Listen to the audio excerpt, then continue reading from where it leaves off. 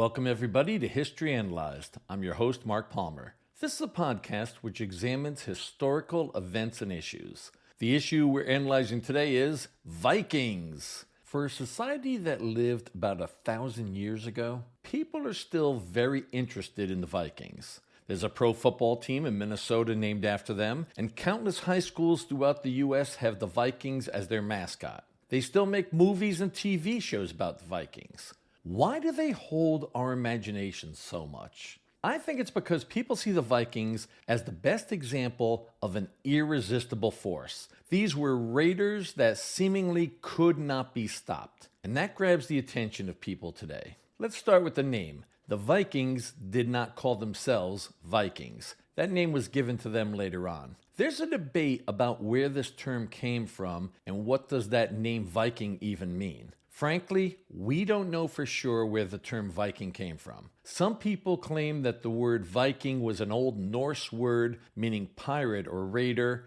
but that's probably not true. I've read a few books about Vikings, and I've even tried to research this particular topic of the origin of their name, and I cannot find a definitive answer. It seems to me that the most plausible explanation is that the term Viking meant an activity. A person went Viking. This meant going on an expedition. An expedition could be for exploration, trading, or what they considered the most fun, a raid.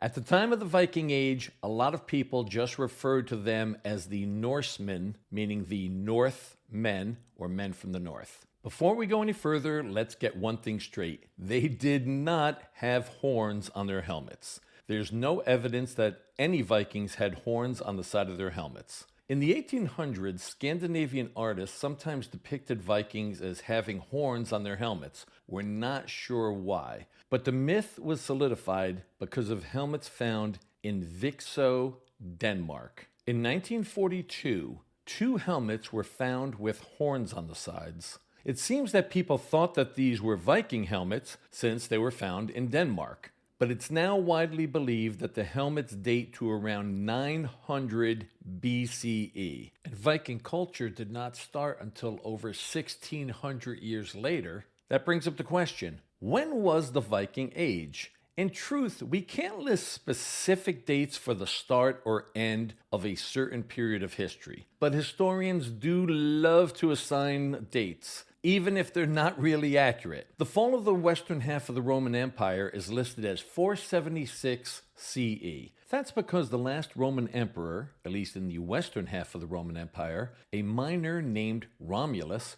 was overthrown by a Germanic leader named Odoacer. But it's not real black and white. It's not like the Western Roman Empire was doing fine right up until 476 CE, and then the Middle Ages began. But we like to have specific dates when possible. That applies to the Viking era. Historians like to assign the start of the Viking Age as 793 CE and the end at 1066 CE. I'll get into that ending date of 1066 later on. Let's start with what occurred in 793 CE and why that's considered the start of the Viking period. On June 8, in the year 793 CE, the Vikings attacked a monastery located on the island of Lindisfarne. It's a little island off the northeast coast of England. It's an area called Northumberland, which borders Scotland. This is considered the first true Viking raid. It's funny how the raid on Lindisfarne is considered the beginning of the Viking Age when we know that there had actually been an attack by Vikings in Britain 4 years earlier. But that attack in 789 CE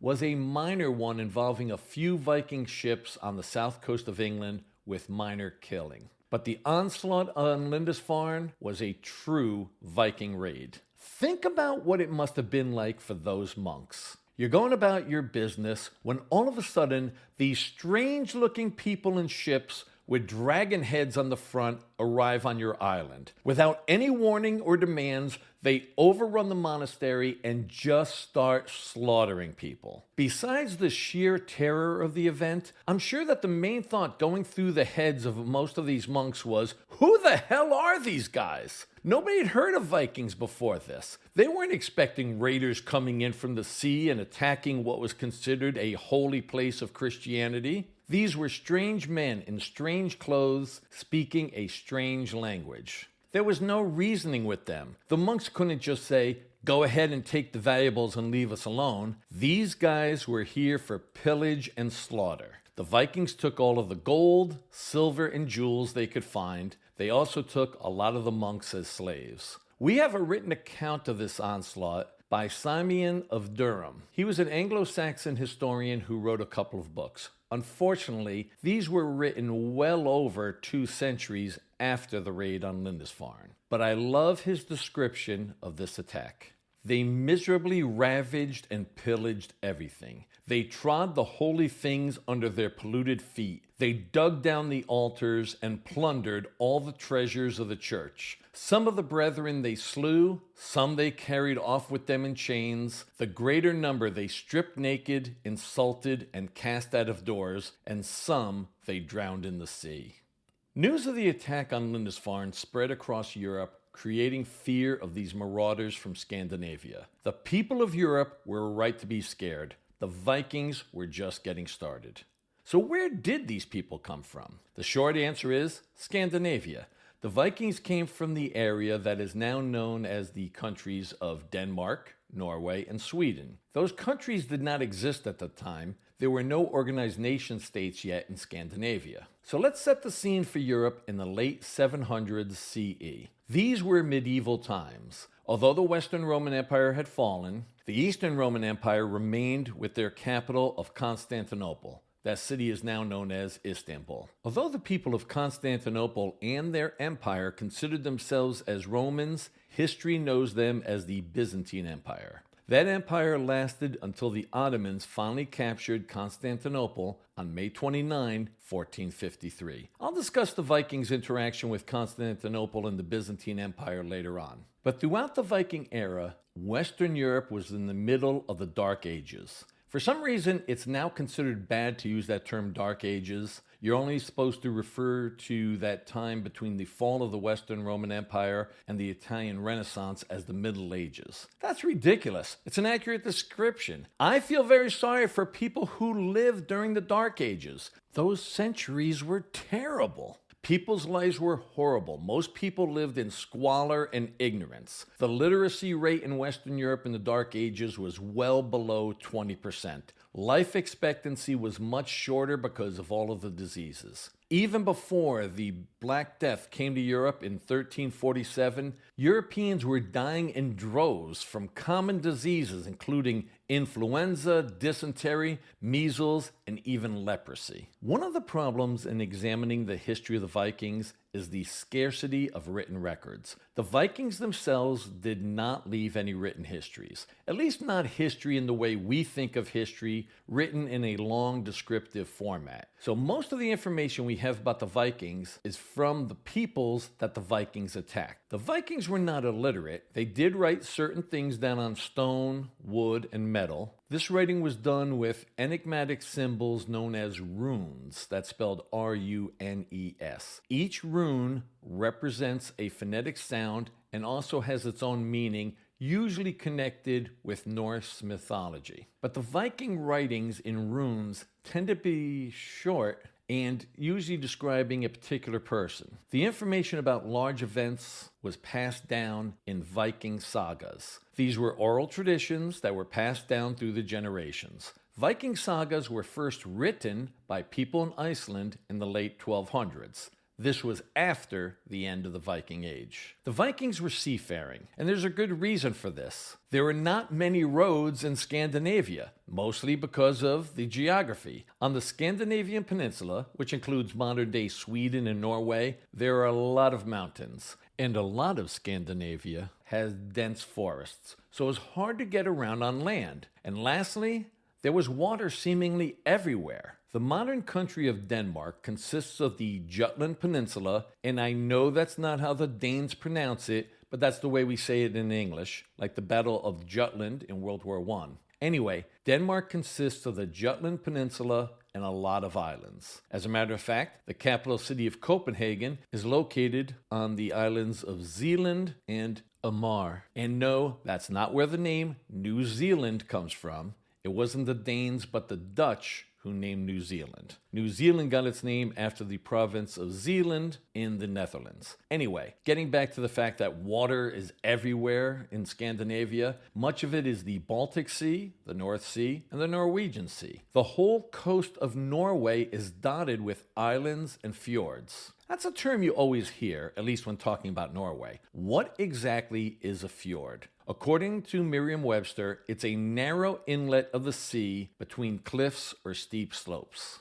Scandinavia has water just about everywhere. Fun fact, Sweden has more islands than any country in the world. That surprised me when I first read that when my family and I were planning a trip to Scandinavia this past year. I would have guessed Indonesia had the most islands since it's an enormous country that is comprised only of islands. But according to the website worldatlas.com, Sweden has the most islands in the world with 221,800. The majority of those islands are uninhabited. The capital of Stockholm is built across 14 islands with 57 bridges and is absolutely beautiful. The point of all this is you can see how the Vikings got very good at traveling by water. This leads us to their most important advantage, their ships. You've seen the Viking longships on TV and in movies. They were long, fairly narrow, open boats with a big curved piece of wood at each end. That curved wood at the front of the boat was often carved into the head of a dragon. The Viking longships were the best in the world at that time for several reasons. Number one, they were incredibly strong. Number two, these boats were very light. Number three, they were fast and maneuverable. Number four, Viking longships had a very shallow draft. And number five, they could be rowed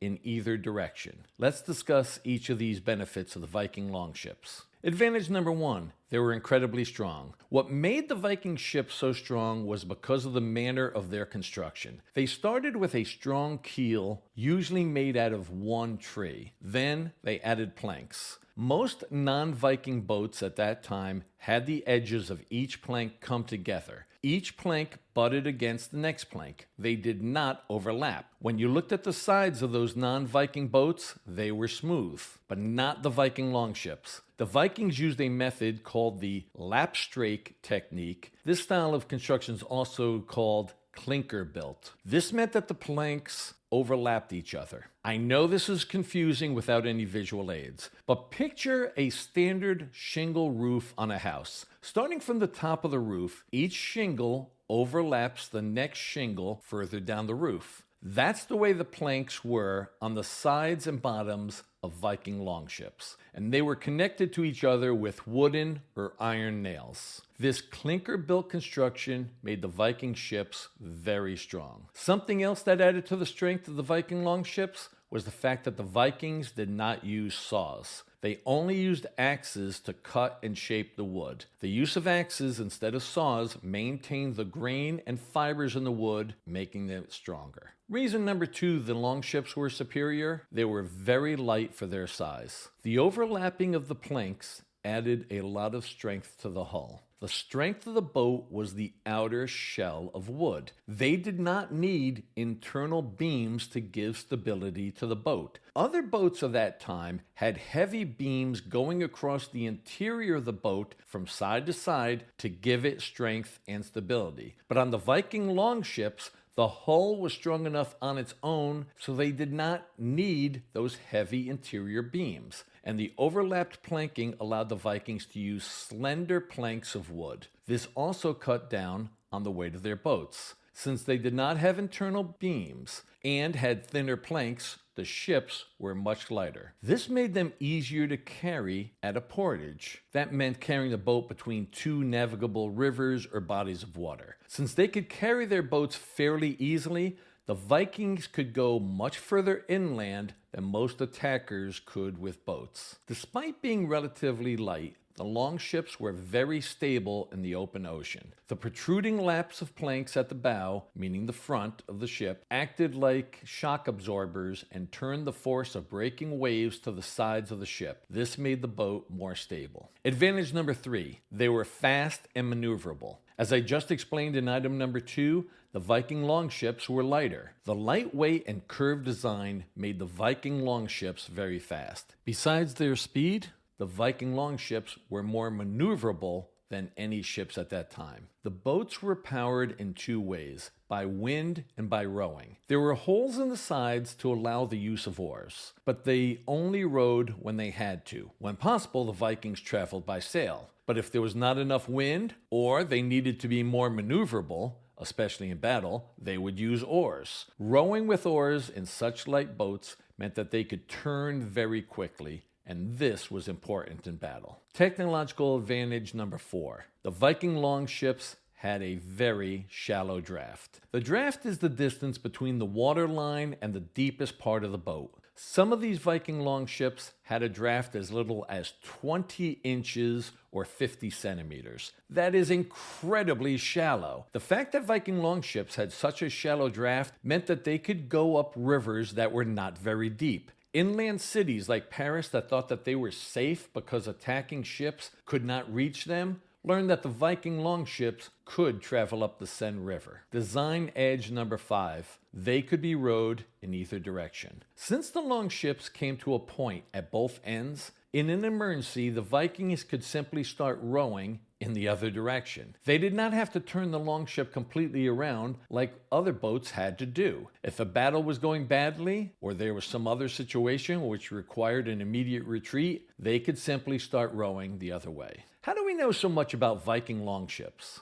In the late 1950s, 5 Viking longships were discovered by archaeologists in the waters of Denmark. The ships were not a standard size. The boats that were used for cargo were wider than the ships used for warfare, and the lengths were not standardized either. It's believed that most Viking longships carried between 24 and 50 Vikings. When you look at ships from the Middle Ages, you see lots of sails. Not on Viking ships.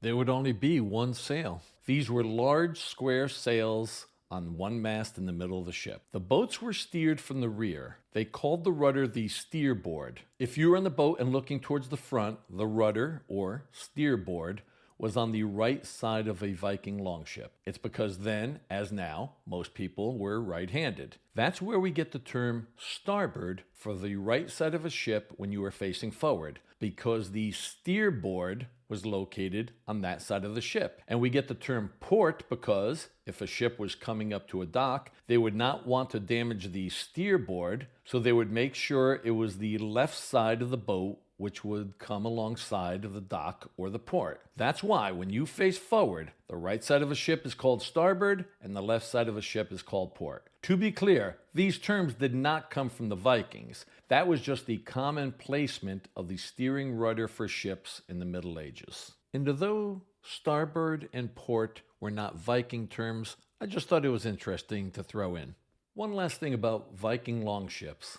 They were intimidating. The dragon heads on the front made a statement, and the Vikings would hang their round shields on the sides of their longships. Besides looking cool, this let everybody know that these guys were armed and ready for battle. All right, I just described why the Viking longships were so formidable. What was it like to ride on one of those boats? The short answer is you had to be very tough. There were no creature comforts. The hardest part is that there were no indoors. There was no interior part of the longship designed for people. The Vikings would put all of their food and other necessary items in the bottom of the boat. Then they would put planks over top. The Vikings stood on those planks. But the Vikings themselves were exposed to the elements. In harsh weather, they would put up a tent-like covering. There's some controversy as to whether or not they actually used tents on board the ships, but they probably did. Think about this. You're crossing the Baltic Sea or the North Atlantic in a storm, and the only thing protecting you was a cloth tent. The Vikings used flax and wool to make sails. Presumably, those were the materials used to make the tents that covered them in bad weather. Just as important as having these incredible boats, how did the Vikings navigate in the open seas? In modern times, we measure any spot on the earth by longitude and latitude. Let's start with latitude because it's easier. Latitude is represented by those east-west lines that you see on a map or globe. they are parallel to each other. Latitude is an angle which ranges from 0 degrees at the equator to 90 degrees at the North Pole and 90 degrees at the South Pole. So when we designate latitude, we say 40 degrees north, meaning 40 degrees north of the equator. In the Northern Hemisphere, you can measure the altitude of Polaris, also known as the North Star. The Northern Hemisphere is incredibly lucky that Polaris is essentially located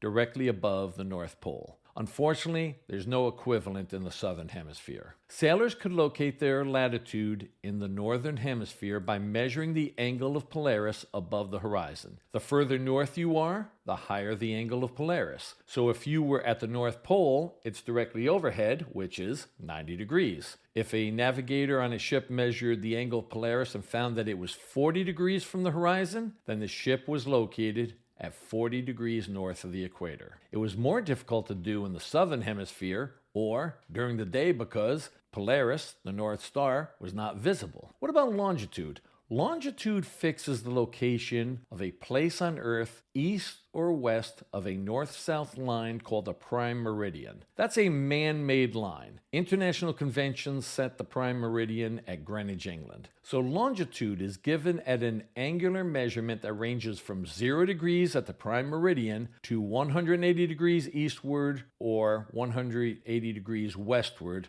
of the prime meridian. Sailors were not able to accurately measure longitude until the mid-1700s when an Englishman named John Harrison built a practical clock which could be utilized on ships. It's too long to go into that here, but if you're interested, I did an episode called Time Zones which explains this all in great detail. How did the Vikings determine their position when sailing? They didn't have this equipment. Of course, navigation was much easier when they were in sight of land. They would look for particular landmarks to figure out where they were. The hard part was when they were in the open seas and could not see land in any direction. Let's be clear. The Vikings did not use terms latitude or longitude or any other words meaning latitude and longitude. But the Vikings did generally figure out what we call latitude by how high the North Star was at night. The higher that Polaris was in the sky, the further north they were. The lower the North Star was towards the horizon, the further south they were. They did not have tools to measure the angle of the North Star above the horizon.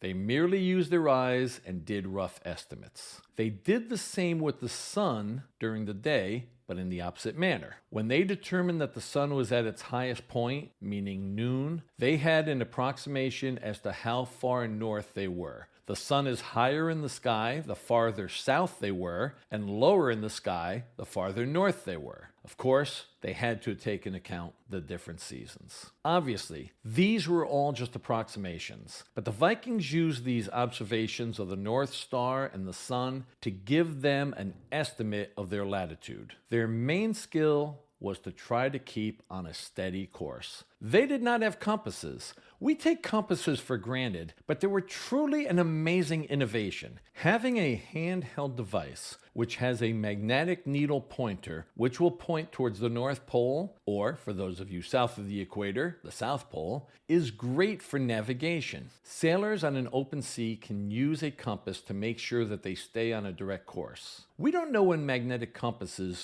first were discovered. We do know that the ancient Greeks understood magnetism. Historians think that the Chinese may have developed the first magnetic compasses around the 11th century or 12th century. It appears that the magnetic compass reached Western Europe and went into use in the 1100s CE. This was after the Viking era. So, without the use of magnetic compasses, how did the Vikings navigate when they could not see land? They mainly determined direction by using the North Star at night, and during the day, they just relied on the position of the sun. Early in the morning, the sun was in the east. Late in the day, the sun was in the west, and in the middle of the day, what we consider noon, the sun would be in the south. This was not precise, but it was the best that they could do. So they mainly navigated by heading in a particular direction, north or west or southwest, etc., and staying on a course in that direction. They had no way of measuring what we call longitude. Since they could not determine at what longitude they were, they did their estimates for east and west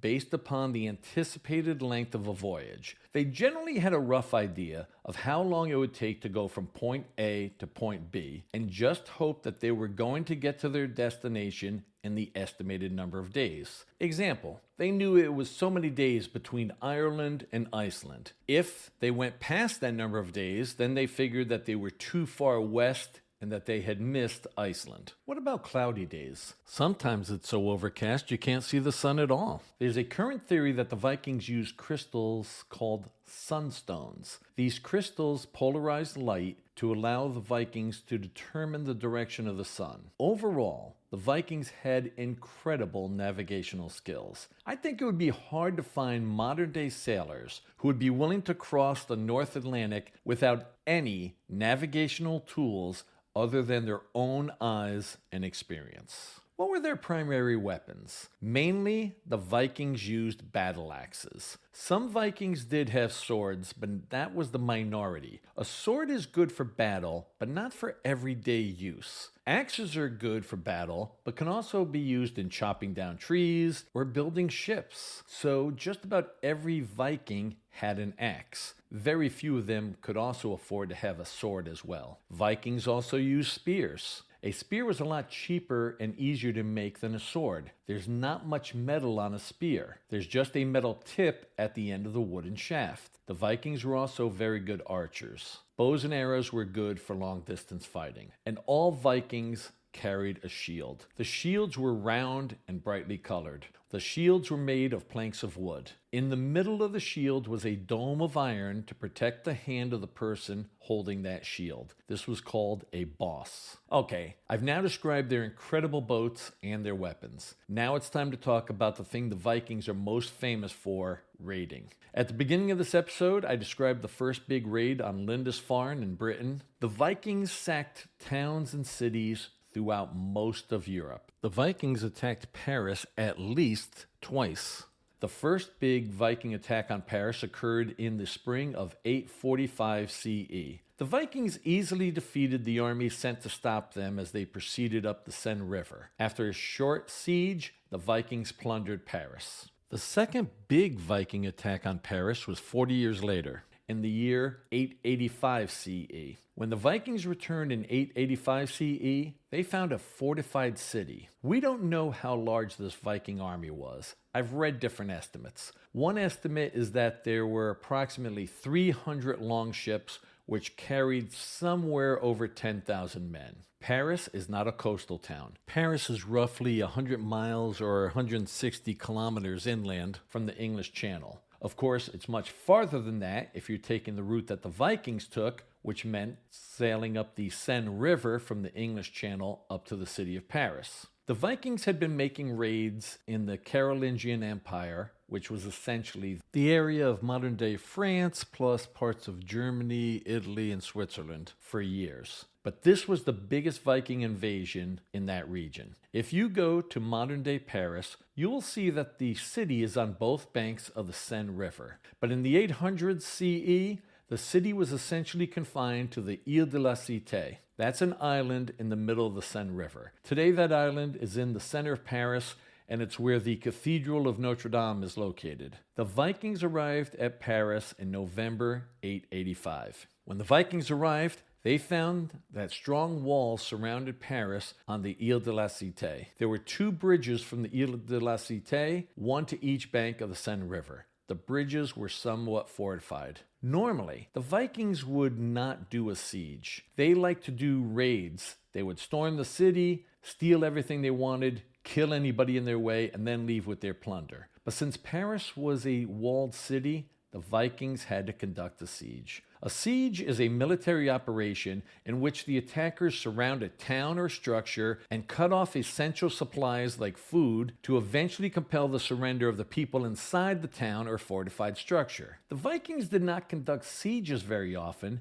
because it was easier to just move on to a weaker target. The siege of Paris lasted for approximately 1 year. Finally, in October 886, the king of West Francia, known as Charles the Fat, came to Paris with his army and negotiated a resolution with the Vikings. What did he do? He paid them off with silver. The Vikings took the silver and left. Now let's talk about a different part of modern-day France, Normandy. If you mention Normandy to a group of Americans, most of them will immediately think of the same thing, D-Day. Normandy was the location of the Allied invasion of Nazi-occupied mainland Europe on June 6, 1944. The invasion troops were mainly from the US, the UK, and Canada. Everybody remembers the British and the Americans, but for some reason the Canadians often get forgotten. They should not be overlooked for their contributions on D-Day. Getting back to Normandy, there's a lot of history in Normandy besides the D-Day invasion. The name Normandy comes from the Northmen. In the Middle Ages, when people talked about the Northmen or Norsemen, they were referring to the Vikings. In the early 900s CE,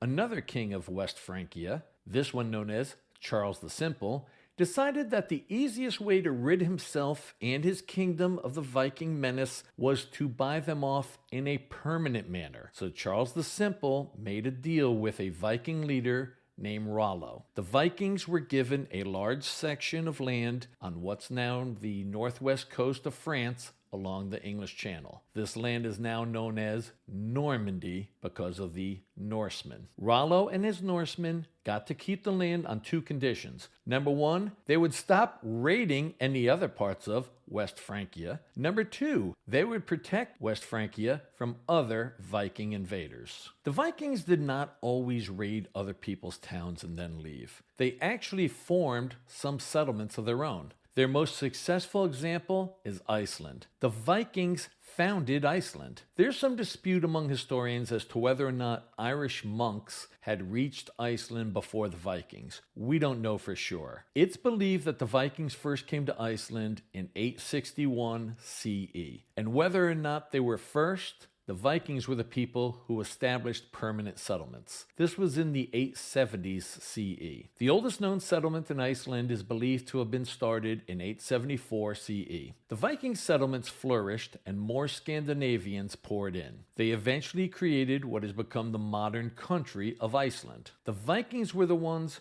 who named this new land Iceland. By the way, capital city of Iceland, Reykjavik, is the northernmost capital city in the world. And now, of course, you're dying to know what's the southernmost capital, and that would be Wellington, New Zealand. In the 980 CE, a Viking explorer named Eric the Red left Iceland. He didn't leave of his own accord. Eric the Red was exiled from Iceland because he had killed somebody. I know what you're thinking. The Vikings killed lots of people. It was okay to murder people when they were your enemy, but you couldn't kill people from your own community. So Eric the Red sailed off to the west of Iceland and discovered the largest island in the world. He named this enormous island Greenland. Apparently, Eric the Red understood marketing and realized that if he named the place Greenland, it was more likely that he could convince people to move there. The Vikings established two communities in the southern part of Greenland,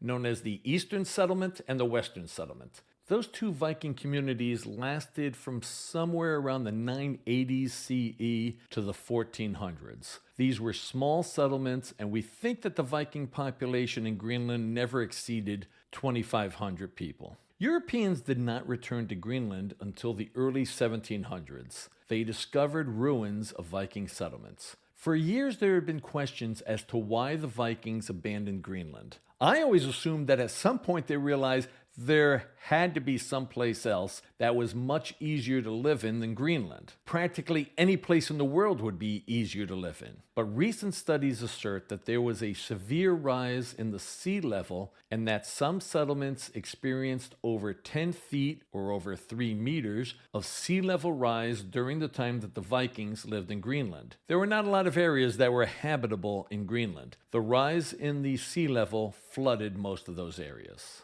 Who were the first Europeans to come to the Americas? It used to be, people would say, Christopher Columbus in 1492. I'm not saying he discovered the Americas because there were already millions of people living in the Western Hemisphere when Columbus arrived. I'm talking about Europeans first coming to the Americas. It was long believed that the Vikings had arrived in what's now Canada around the year 1000 CE. It was believed that a man named Leif Erikson, the son of Eric the Red, led the first group of Vikings to North America. He named this new place Vinland. But until 1960, there was no proof of this. In 1960, archaeologists uncovered a Viking settlement in an area that's now called Lance o Meadows.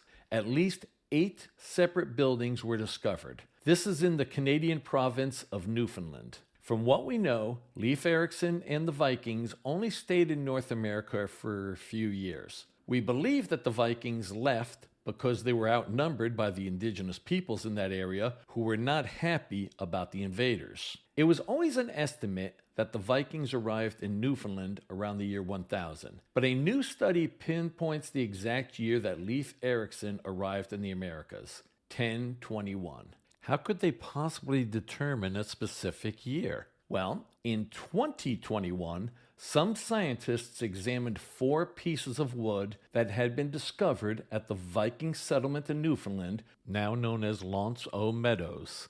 The significance of those pieces of wood is that each had at least one clean edge. This meant that they had been cut by a metal tool. We know that these pieces of wood had been cut by the Vikings because the indigenous peoples did not have metal tools at that time. Through radiocarbon dating and some other scientific processes that I do not understand, the scientists were able to determine that the year was 1021. I think it's incredibly cool that the scientists made this determination in the year 2021, that the Vikings had been there exactly 1,000 years earlier in the year 1021. The fact that the Vikings explored and raided islands like Ireland, Great Britain, Iceland, Greenland, and Newfoundland probably does not surprise you. After all, these were seafaring raiders. But it may surprise you to know that the Vikings explored inland areas of what's now Russia and Ukraine. These were Vikings from the part of Scandinavia, which is now the country of Sweden. These Vikings were known as the Rus, that's spelled R-U-S.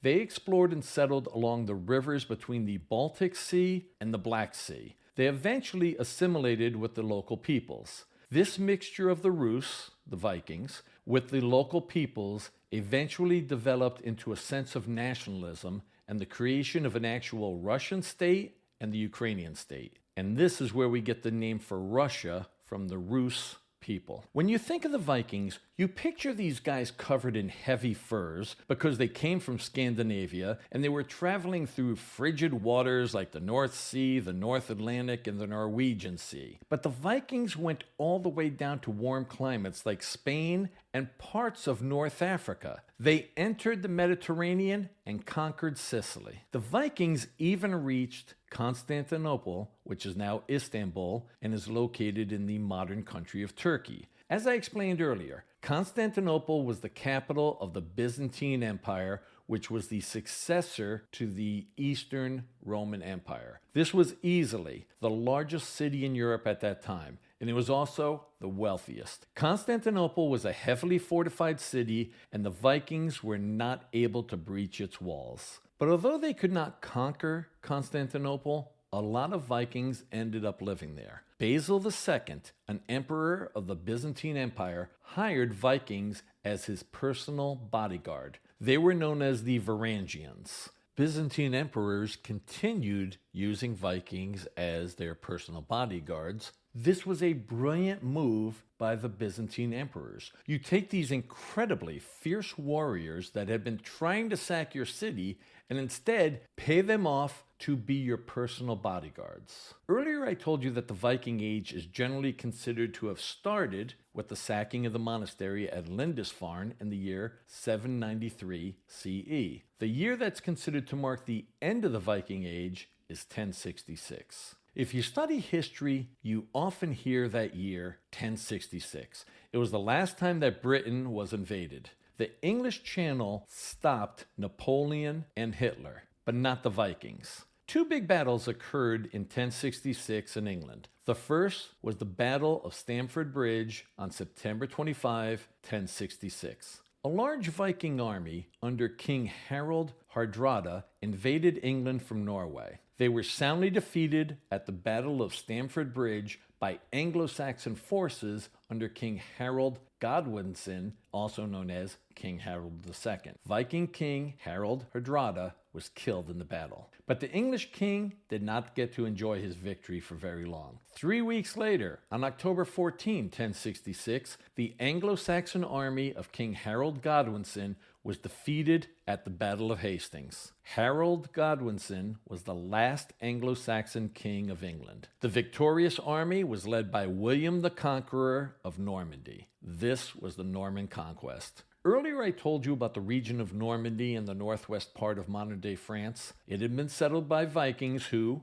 over a century, mingled with the local peoples. But these were still Viking descendants who were incredibly fierce. After the victory at the Battle of Hastings and some other minor skirmishes, William the Conqueror was crowned King of England on Christmas Day, 1066. This was the last successful conquest of England. This forever changed England politically, economically, and socially. Of course, all of this exploration, plundering, and founding of settlements over such an enormous area raises the question as to why this all started. What caused the Vikings to leave Scandinavia and conquer so many areas far from home? We're not exactly sure. There are some different theories, but the most prevalent one seems to be that there was a lot of population growth in Scandinavia. This meant that there was less available land for agriculture, and this caused young men to take to the seas to seek their fame and fortune. Other theories include a shortage of available female partners in Scandinavia. In the late 1970s, China imposed the one-child policy. They were trying to curb their enormous population by limiting couples to only one child. Most parents in communist China preferred having sons because they thought that they were more productive and could care for the parents when they grew old. This resulted in the horrific situation in China where baby girls were abandoned after birth or outright killed simply because they were female. The one-child policy in China ended in 2015. The reason I bring up that situation in China is because some historians have theorized that a similar situation occurred in Scandinavia before the Viking Age. The theory is that a lot of people in Scandinavia were killing or discarding babies when they discovered that they were girls. Anyway, the theory is that because of the killing off of a lot of baby girls, there were not enough women to partner up with all of the young men in Scandinavia. So these young guys went out in their longships to better their lot in life. To be clear, this is just a theory. Another theory that there might have been less available women was because older and more powerful men had multiple wives. And this is why young guys went raiding, looking for women in other places. These are just theories. The short answer is we don't know for sure why these fearsome people from Scandinavia burst out of the north and dominated Europe and beyond for centuries. Now let's look at the other question. Why did the Vikings stop raiding and conquering? Why did they stop pouring out of Scandinavia and terrorizing Europe and beyond? Not all historians agree, but the explanations that seem most plausible to me are the following. Number one, Christianity started taking hold in Scandinavia. Don't get me wrong, Christian societies have been invading and killing each other for the last 2,000 years. But the difference is that Christian leaders were doing it contrary to their religious beliefs. The Viking pagan religions encouraged conquest and slaughter. The Norse gods like Odin and Thor looked favorably upon warfare. The Vikings believed that dying in battle would send them to Valhalla, the great hall in Norse mythology where heroes slain in battle were received. So things are a little different if you believe in a religion that rewards you for being a brave warrior and dying in battle, as compared to Christianity telling you that the meek shall inherit the earth. You still might go killing and pillaging, but your conscience might be bothering you. Number two, another theory why the Vikings stopped raiding and conquering was because it was no longer so easy. It's not that the Vikings grew soft. They were still the toughest people around. It's just that it was no longer so easy to raid other peoples because of better defenses. Coastal communities, especially in Europe, gradually transformed into more centralized states. These bigger states could field larger armies to fight off the Vikings. Also, these more centralized governments could raise more money to build fortifications. The Vikings did not bring siege equipment with them. They could make siege equipment, like when they were attacking Paris in 885 to 886 CE, but that really was not their usual manner of operating. They liked lightning-quick attacks, slaughter people in hand-to-hand combat, grab all of the valuables you can, take away people as slaves, and then leave. If the Vikings were forced to stay around for a while, there was a possibility some larger army might come to the rescue of the local population. So as walled towns and fortifications, like castles, became more common, it made it much harder to do the kind of rapid assaults that the Vikings considered their specialty. What happened to Viking culture? The Vikings that settled in other lands assimilated. And by that, I don't mean they disappeared. The Vikings merged into the local populations and created new societies. The Rus merged with the local peoples and became the modern Russians and Ukrainians. The Vikings in the northwest part of France became the Normans. The Normans eventually spoke French, but their society was different than what was existing in West Francia before the Vikings got there. Probably the most famous example is what happened in England. After the Norman conquest of 1066 and the changes instituted by William the Conqueror, land was redistributed, often in return for military service. This led to a new type of feudalism which dominated England for centuries. But there were some places that the Vikings did not merge with local peoples. An easy example is Iceland. There was probably nobody there when the Vikings arrived, but the people on that island evolved over the centuries into the modern country of Iceland. What about Scandinavia? Over the years, these small, decentralized communities eventually evolved into the kingdoms which became Denmark, Sweden, and Norway today. That's it for today. Please subscribe to this podcast. Please like this and my other episodes. Reviews really help. If you're listening on Apple Podcasts, it's easy to do. Scroll down the History Analyzed show page, select a rating, hopefully 5 stars, and then tap Write a Review. If you're listening on Spotify or any other podcast apps which allow ratings, I would greatly appreciate a 5-star rating. Please tell your friends, relatives, and coworkers. Word of mouth is the best way to increase the audience for History Analyzed. Check out my website, historyanalyzed.com, where you will find links to fun items for all history geeks. Thank you for listening. Catch you next episode.